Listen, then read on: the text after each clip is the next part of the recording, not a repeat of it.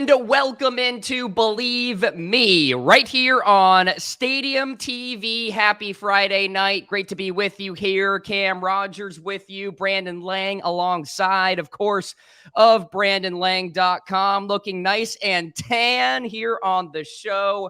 Brandon, good to be with you, sir. How are we doing? We're good. We can't get Clay this early in the morning. You get a lady friend in your bed. It's awful hard to get her out of there. I get it. Single guy like him, all shredded, ripped, ex-NFL player. Good for him. I'm going to assume it's a lady friendly, plausibility, if you will, that he can't rally. He can't answer the bell, as they say. Answer the bell. Which I heard a story years ago about Anthony Kim. You remember him, the young golfer? I heard a story, whether it's true or not, but it came from very reliable sources, that he was playing the Nissan Open in LA, and he calls his agent at 6:30 in the morning on Saturday when he's supposed to be getting ready for his tee time at like 9. And he tells his agent, I can't answer the bell. I can't. He goes, why? He goes, just make up an injury. I'm injured. Make up an injury. I don't know. He goes, why? He goes, because I'm here with 2 porn stars and some, and we're skiing, if you will. His agent goes, what? He goes, yeah. He goes, I'm not answering the bell and I ain't moving. He says, to make up something, hangs up the phone.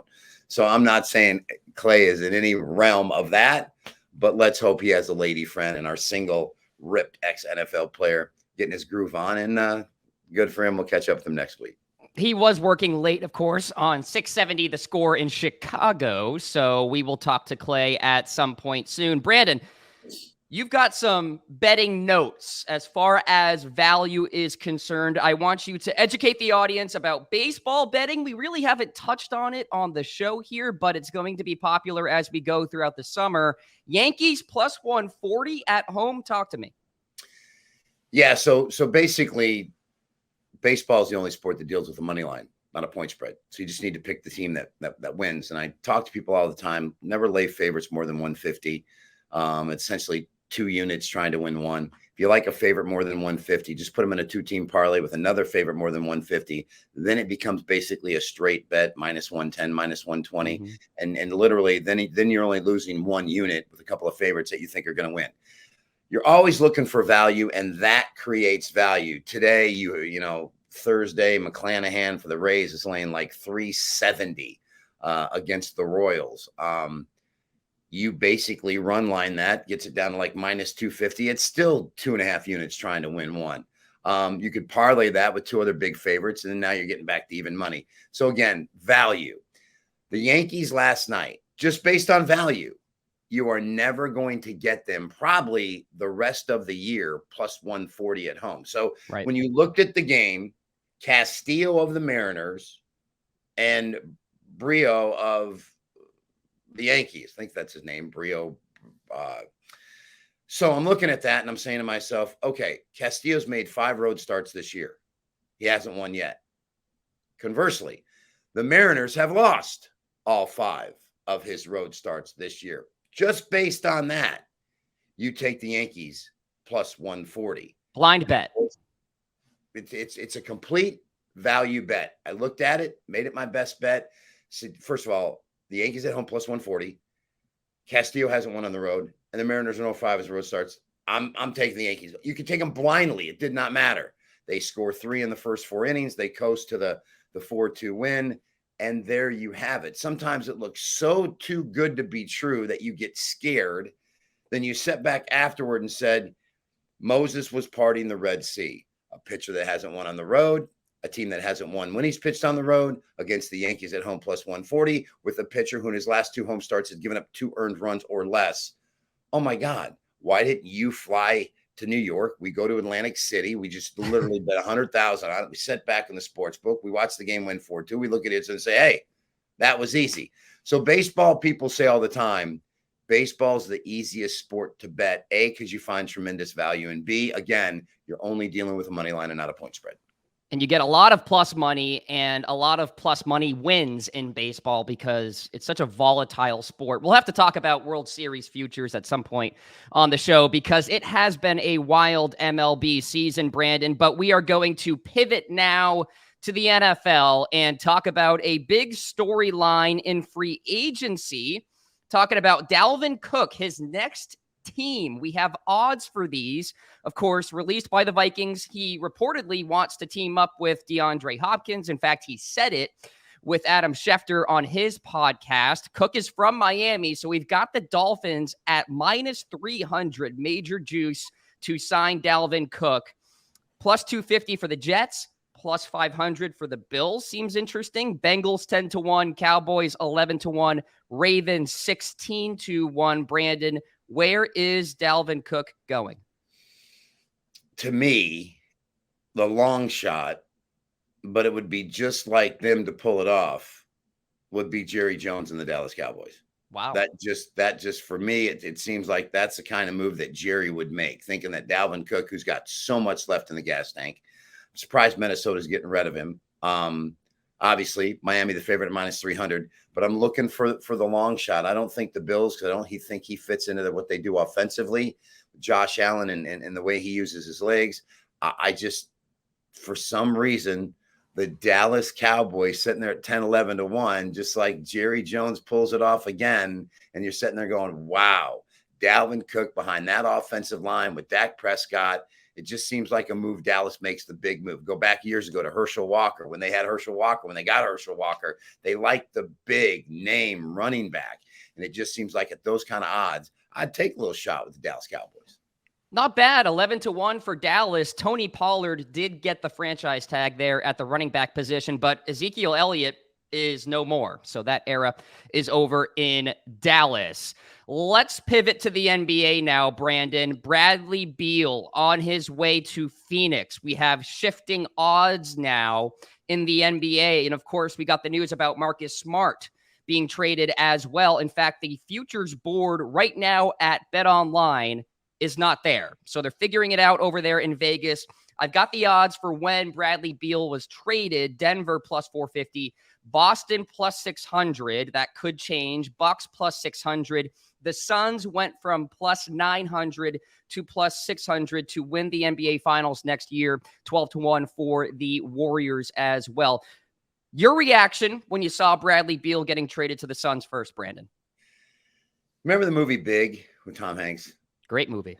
And he's sitting in the room and they're showing the robot and they're showing how the robot works and the transformer, whatever. And Tom Hanks raises his hand, and the guy that's jealous of him, who's dating Elizabeth Perkins, Tom Hanks raises his hand. He says, go ahead. He goes, I don't get it. Why is a kid going to play with that? I don't get it. And then the guy tries to explain himself and goes on, and Tom Hanks raises his hand again and says, I don't get it. That's my feeling with the Bradley Beal trade. You're adding another Devin Booker. You're adding another player that plays like Devin Booker. You need a true point guard. You don't have a true point guard. That's why you had Chris Paul. And now you're adding Beal. I don't get it. And people are going crazy over this trade. And Beal didn't show me enough in Washington. He has games when he disappears. I think he's a good player. I don't think he's a great player. And I think people are going to be very, very disappointed with how this pans out. The general manager situation in Phoenix with the new owner is displaced. I don't like the trade, and I don't know why people are going cuckoo for Cocoa Puffs over the trade. He's a good player. He's not a great player. I don't think it's a great fit, and I think it's going to backfire on the Phoenix Suns. So you're not thinking big three material here in Phoenix, right? With no, I don't. Durant. Bradley Beal is going to turn out to be the kind of player like a Kyrie Irving would be to solidify the big three. Just work off this platform of this. Kyrie Irving goes to LA with LeBron and AD. That's a big three. That's a powerful big three. That's a no disputing big three. Bradley Beal with Booker and Durant, it doesn't have the same impact. It just doesn't feel right. I don't know why people are so enamored with Bradley Beal. I just don't. I'll say it again, not to repeat myself, but it's true. He's a good player. He's not a great player. And if you're going to solidify the big three, you're going to compact a big three to have an impact. You need a player of a Devin Booker. He's just not out there. So they settled on Bradley Beal. Marcus Smart now with the Memphis Grizzlies, Brandon. Kristaps Porzingis now in Boston. Does that change anything for you in terms of the odds, the power rankings in the NBA? Absolutely. Absolutely. I think the Boston Celtics were missing somebody like Porzingis. And they're getting 2 first-round draft choices as well. This is going to be interesting. Listen, I didn't like Marcus Smart's game. I didn't. And yeah, you could say he was the glue that held that team together, but that team just completely imploded in the playoffs. Losing to Miami was embarrassing to 7 undrafted free agents. And now you can't lose a series like that if you got Marcus Smart and Jaylen Brown and Jason Tatum. Al Horford was old. You put Porzingis in there at 28 years old. He can hit the 3. He can post up. He can go down on the low post. That was the problem with the Boston Celtics. If you don't have an offense where you can dump it down in the low post and get buckets, that's why Denver was able to win the NBA championship. You bump it into the Joker. You spread it out. You double, he kicks. You don't, he scores. You need a big man. That's Porzingis. I think getting rid of Marcus Smart was huge. I think the Boston Celtics are now the team to beat in the East. I think this trade is huge for Boston. Now we sit back, see what they do with those 2 first-round picks. There's some talent out there in this draft that will fit well with them. As I said, for me tonight, looking forward to seeing where my best friend Lee Strother, his son Julian Strother from Gonzaga. I just want Juju to get drafted. They say he's going to go mid-40s. I'm anxious to see where he ends up. If you don't know Lee's story, they lost their mom to breast cancer when Juju was 5. He raised 2 daughters. One played at UNLV. One's coaching at UNLV. And, of course, Juju comes up, gets full ride to Gonzaga, and now he's in the NBA draft. Lee's the father of a lifetime for what he dealt with. So looking forward to the NBA draft. Celtics got 2 first-round picks. Let's see what they do to package Porzingis with Smart and Brown, Tatum. Smart's gone, Brown and Tatum. I'm anxious to see where they go. Boston Celtics cruising right now, says Brandon Lang. I will say this, being from Boston and having a lot of Boston Celtics fan friends, they were very Jekyll and Hyde about their feelings with Marcus Smart, frustrating at times, but good at times. So maybe there is some relief there. All right, let's pivot to the NFL here, Brandon. Let's talk about... I do want to just add one more thing. Smart to Memphis. Now, see, I think that's a good fit. Okay. I think it's a great fit because the one thing that Memphis would do is they would go through spells where they play no defense. And now you're adding Marcus Smart with Ja, of course, missing, I forget what it was, 30 games out of the box. So Marcus can run the point till Ja gets back. I think that works for them. I think Marcus Smart is a great fit in Memphis, and that's going to make them a better team. I really do. Win-win. Okay. We love to see that. All right, let's talk about NFL team win totals. We will continue this theme here on Bleav Me, and we are going to talk about a team, Brandon, that could be tough to watch this year. The Green Bay Packers, the over-under 7.5. The over is actually juiced at -130. Obviously, the Jordan Love era begins. Aaron Rodgers is gone. Also lose Allen Lazard, Robert Tonyan, Jaron Reed. They finished 3rd in the NFC North despite having Rodgers last year, Brandon. The under is juicy at even money, +100. What do you think? I like the under. I think they made a huge mistake here. I really did. Detroit is going to be lethal. Minnesota is going to be lethal. Chicago is going to be better. They were in so many games last year that they lost games late. And now here's Green Bay breaking in a quarterback that showed last year. There are going to be growing pains. Their defense is young. Yeah, it was better, but it was lackadaisical at times. If they're going to get over that win total, they're going to have to be carried by their defense. No doubt about it. It's going to take Jordan Love some time. They've lost some offensive weapons. They've lost a couple guys in the offensive line. I don't think you can replace an Aaron Rodgers and expect to get 8 wins or more. Yeah. I don't. I think they're going to implode, and I think it's going to be a long year for the Cheeseheads in Lambeau. I really do. I'm going to go under that win total. I love that. +100, under 7.5. I am with you on that one. Maybe an improvement for this team this year. The Houston Texans, over under is 6.5. The under juiced up minus 145. The over plus 115. Coming off a 3-win season. You've got a new head coach in D'Amico Ryans. You add Devin Singletary, Noah Brown, Dalton Schultz to that offense. Of course, you've got a rookie quarterback, presumably starting week 1 in CJ Stroud. 6.5 here, Brandon. What do you think? Wow. 3 wins last year in that division. Jacksonville's going to be better. Wow, that's a tough one. You got the Colts. Who knows? I'm as crazy as this sounds. I think they get to 7 wins. I really like their defense. I really like how their defense played. Remember, this is a team at home that had the Chiefs beat. They had the Chiefs beat at home and just let it get away in the fourth quarter. And you don't accidentally stand toe-to-toe with the Chiefs that went into the Raiders and blew them out. The Chiefs just blow people out. So to watch it, I remember watching that game. I remember saying to myself, this Houston defense is playing their butt off. I like their head coach. I think they got some talent. I think they can get to 7 wins. I really do. I'm going to take the value and go over 7 wins for the Houston Texans. Yeah, I like that. Plus 115. D'Amico Ryans, really excited about what he can bring, especially on the defensive side of the ball. So I will go over with you on that one, Brandon. Let's stay in the AFC South. Indianapolis Colts over under, same number, 6.5. The over minus 135. They lost Paris Campbell. They traded Stephon Gilmore and released Matt Ryan, your favorite quarterback ever. Anthony Richardson getting the start week 1, rookie quarterback most likely. What's the deal here?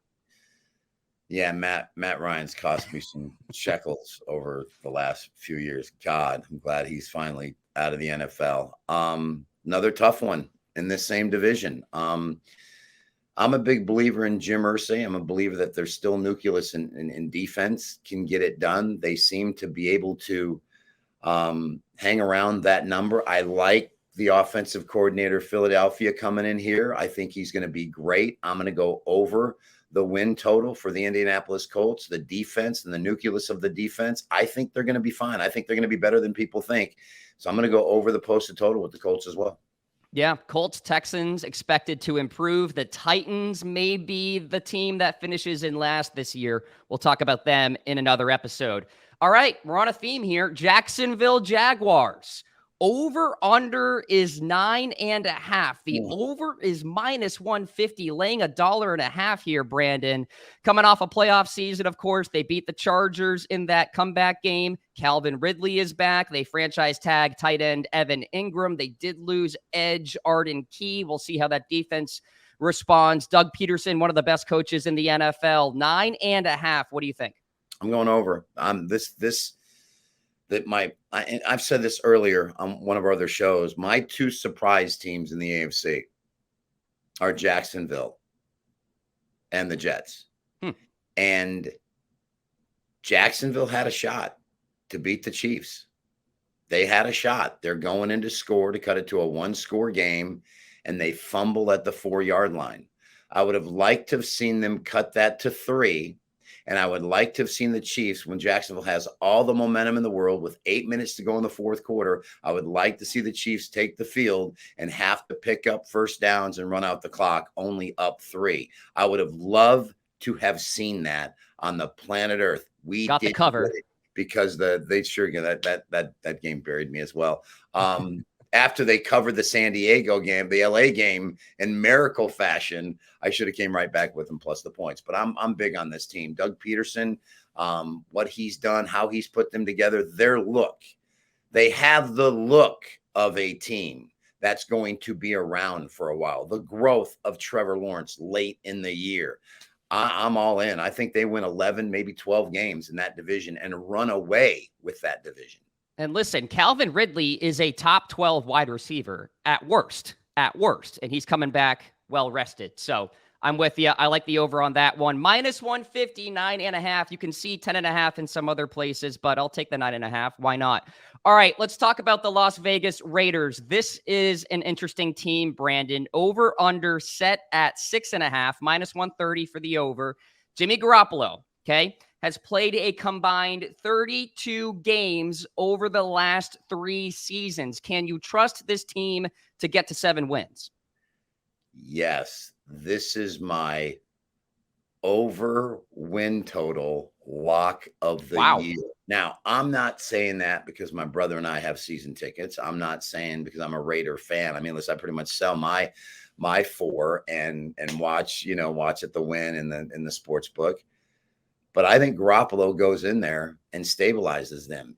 Derek Carr and his decision-making process in the red zone is horrific. It was horrific with the Raiders. They probably lost 4 games because of him and his decision-making in the red zone. There were 3 2-point conversions that they had to tie the game and go into overtime, and he makes the wrong read all 3 times. This is a team that should have at least 4 more wins last year, but despite of Derek Carr, they didn't.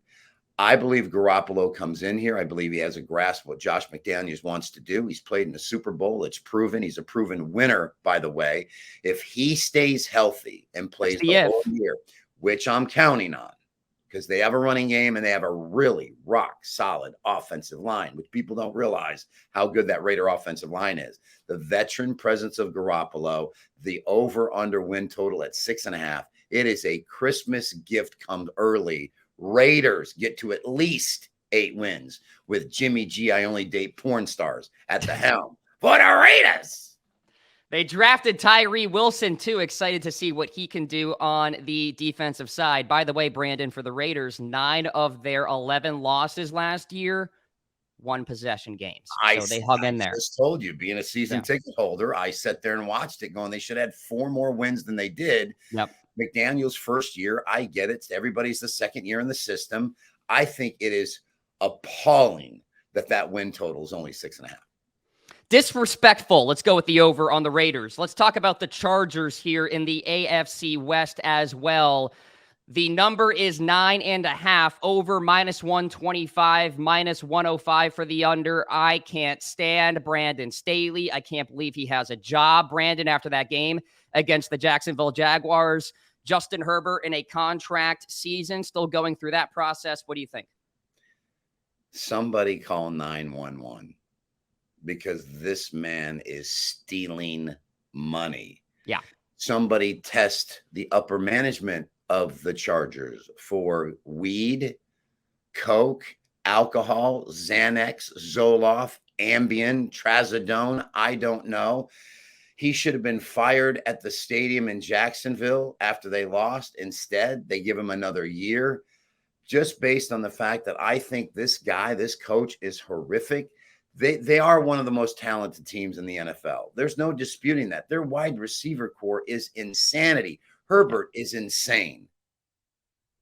But I just don't trust their coach. Should they get over that win total? Yes. Should they get to 10 wins? Yes. But until Brandon Staley shows me that he can coach his way out of a paper bag, I can't trust him. I just can't. So I'm going to go under. I'm going under. First under of the show, by the way. Let's hammer that one with the LA Chargers. Brandon Lang on Bleav Me. Cam Rogers with you as well right here on Stadium. Thank you so much for tuning in. Enjoy your weekend. We'll talk to you next week.